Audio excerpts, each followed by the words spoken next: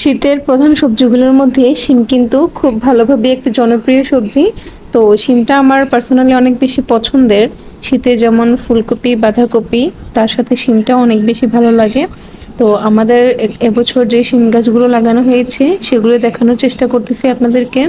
এই গাছটা আসলে নিচে লাগানো হয়েছে, তো সেখান থেকেই আগাছা মেলে এই যে ছাদের উপরে উঠে এসেছে। তাই ছাদের উপরে এদের ছাউনি দেওয়া হয়েছে, ছাদের মধ্যে এরা বেড়ে উঠছে। তো এই যে ফুল আসা শুরু করে দিয়েছে।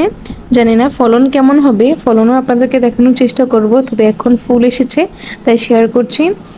এখানে ছাড়াও আমাদের আরো অন্যান্য ৩টা মাচার মধ্যে শিম গাছ রয়েছে। তো এখানেরটা দেখাচ্ছি, তারপরে নিচ থেকে আরো একটা দেখানোর চেষ্টা করছি।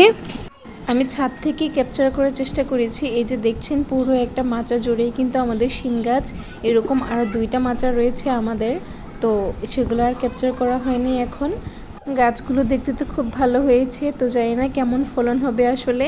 তবে যদি ফলন ভালো হয় তবে আপনাদের সাথে শেয়ার করব, আর না হলেও তো অবশ্যই দেখাবো যে ফলন হয়নি।